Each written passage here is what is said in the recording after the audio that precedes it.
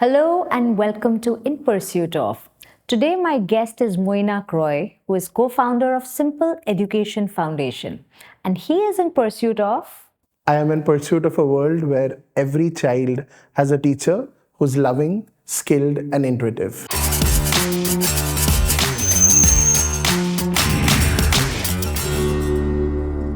Welcome, Mainak. Welcome on our show. How do you pursue this pursuit of yours? At Simple Education Foundation, we are in pursuit of this world by working with state and local governments to help build large-scale teacher training programs, teacher development programs, where we are able to build an ecosystem of support around our teachers through trainings, tools, resources, and also one-on-one coaching. And through that, we enable teachers to solve some of the tricky challenges that they face in the classroom and ensure that they can be the teacher that their children deserve. I think you're an engineer by profession. How did you end up getting into teaching, that to working with teachers, training them? I come from a family of teachers. My grandmother, my mom, my dad, some point in his life, a bunch of my aunts, my masis are all teachers in government and low-income schools. And I remember in college, right before, that one paper where you have a lot of seniors who failed, I used to have these big darbars in the room where I would stand on the bench and tell everyone what is going to happen and what are some of the tricky topics that you need to deal with. So I think somewhere down the line, I always wanted to be a teacher. After I finished college, I actually had the privilege of joining this incredible fellowship program called Teach for India. And I taught about 100 young girls in a government school in Sangam Vihar. And that is where I think the switch flipped for me. The idea before that was to do the fellowship, go do my master's in physics, and then probably teach physics in some quaint European town, cycle to work kind of a life. But I think when I stepped into Sangam Vihar, it is a world of its own. And I just found the challenge hit home for me. I think I had read, these ASR reports and a lot of just basic narrative around schools and education in India. But I was privileged to go to a school where I did not face a lot of those challenges. But when I walked into the government school in Sangam Vihar, I saw a lot of these numbers come alive in the form of people and children who then became very close to me, very important for me even today. And once that happens, then you are no more solving a problem for the country. You are solving a problem for people you know. That's how this journey really began. That pursuit of how do I solve this problem for Fiza, for Noor, for Anjali, and all of that. I can see it on your face. You're suddenly remembering them, and I can see how emotional you are. There's a change, right? So, Mainak, what happens in your program? How do you actually do this? So, do you work with the government? Do you work with the state governments, or do you work directly with the schools or with the teacher training departments? We work with the government directly, but we also work with a few schools. Very early on, we realized that if we did not have some amount of work in the school directly, we would become one of those organizations who work inside, air-conditioned rooms and try to solve problems for the last mile. So in Uttarakhand, we run 5 schools in partnership with the government in rural Tihri Garhwal. In Delhi, we work with the MCD in 3 schools. And these are really our learning labs. These are spaces where we get a lot of data as to what are the challenges our children are facing, our teachers are facing, what are some of the systemic things that need to be nudged for larger ease in the system for our teachers, for our principals, students, parents, all of that. And then with the information that we gather from here, we work with state governments to help them design their teacher development programs. So the National Education Policy mandates a certain number of hours of training for each teacher, which is the professional development that they have to go through. If the state government has to train teachers for 30 hours, we help them design for that 30 hours in a way that it is most relevant for the teacher. So back in early 2000s, there was a study which said only 1 in 3 teachers in India find the trainings that they receive relevant and useful for their classroom. Seriously? And exactly. And we have about 10 million teachers. So there are about 66 uh, lakh teachers who don't find the training useful at all. And that is something we wanted to change. We conduct annual need analysis with the teachers of the state to understand their challenges. Then we align that with some of the larger, state policy priorities, and then figure out what are the competencies that teachers need support in. And then through the year, we design programs, workshops for them. That's one part of it. The second part of it is where we work with mentor teachers, cluster resource officers, essentially the cohort of people in the system whose role is to step into classrooms and support teachers. What do you do in this training, and how is this training so different from what existed? I think the first point of difference is relevance. This training sort of creates a space where you practice a skill that you really need in your classroom. So automatically, Give me an example. I'll give you an example from the pandemic. One of the core challenges teachers were facing was they were using Zoom or Google Meet the first time to teach.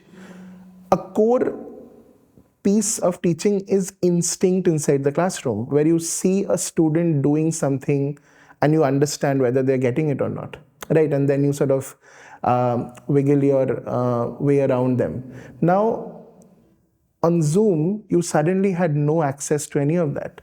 So how do you build relationships with your students? And a lot of these teachers were teaching students who are coming to school for the first time, and their first experience of school was in Zoom or was in Google Meet. So what are some of the tips, some of the tricks that teachers could use, some of the activities teachers could use in that space to enable students to build relationship with their peers in Zoom? And that's something that was very, very important, because a large part of schooling is the socializing practices, like, simple starting opening practices that teachers could do, simple tweaks to the pedagogy where they sort of use the breakout rooms more effectively and things like that. It's simple, very simple, and sometimes very intuitive, but in the rush of things, you often forget that, oh, this is something I can do. The second part is there is effective workshops. Workshops where research says that participants spend maximum amount of time practicing something.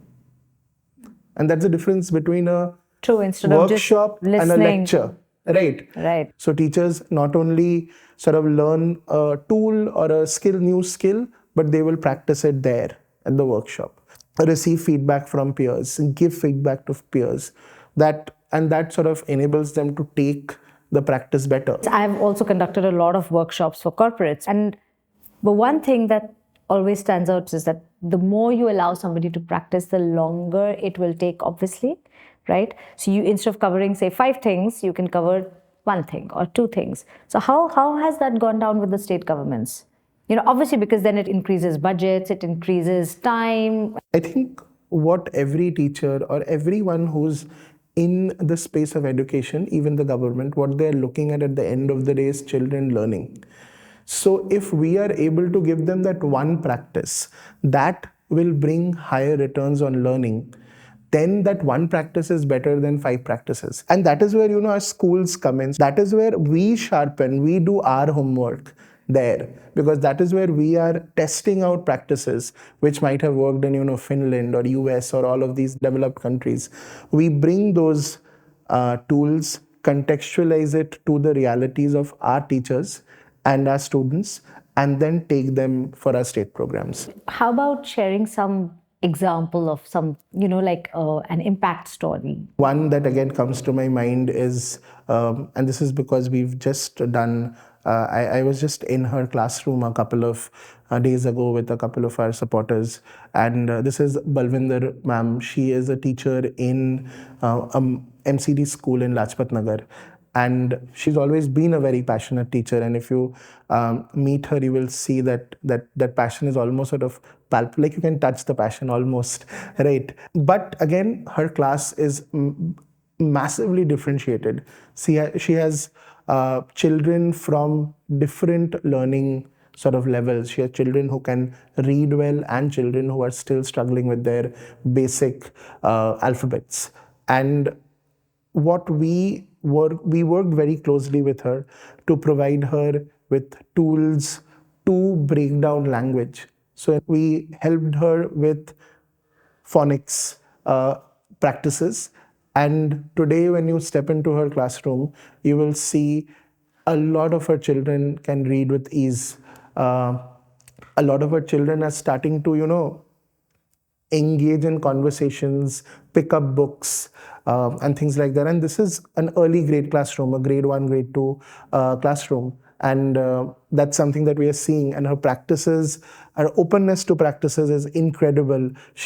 Because she's seen the success of some of the early practices, she's open to more experiments. She's doing a lot of language practices, a lot of math practices, a lot of classroom culture practices in a classroom. And that classroom is a joy to be in. And there are lots of these stories. But yeah, I think this one definitely sticks out. I think a teacher which, with passion and Yeah. who is willing to, Yeah. make it work, do anything to make it work Yeah. for students it's pretty incredible. Yeah. It's always a sure shot success. Absolutely. What is it that, as an organization, SEF must face challenges, of course. So what is it, something that's really unique to you guys? When we started, we were very clear that we did not want to be an organization which is looking to stay in the space for perpetuity, right? We wanted to build programs where we can be replaced, or the government or the system should be able to do away with us over time. And that is the idea that we started with, which means, again, a lot of the work we do, or a lot of the way we approach our work is with the system. So we will work with professors in diets and SCRTs. We will work with, the cluster resource officers, the mentor teachers who are already a part of the system. So a core problem we often face is this slows down work. You see the needle moving very slowly, and sometimes so slowly that it does not even feel like it's moving. And to keep that motivation up and running and going, and to walk into the office or the training venue every day is difficult. And I think that's our biggest challenge in many ways. The way we keep the motivation up internally at SEF is by constantly celebrating our small wins. Nice. So what's the one thing that Simple Education Foundation needs at this moment? We need patient philanthropic capital to do the work at the scale that we want to do the work. But again, I want to underline is that it's not only Simple Education Foundation. The sector needs more patient philanthropic capital. One of the challenges of the sector today is that capital is not patient, which is why solutions are built in a way that become like I was telling you, today's solutions are tomorrow's problems. And that is what happens with a lot of things that are happening in the development. Not when, I guess it needs to be capital with vision, which allows for long-term change and not just like change in pockets and small changes in pockets. Absolutely. I think as a country, we've made a shift, or our development processes have made a shift from, access to quality. Right. Our philanthropy is still very access driven. Can we ensure that everyone has food? Can we ensure that everyone has a school to go to? But that problem largely has been solved.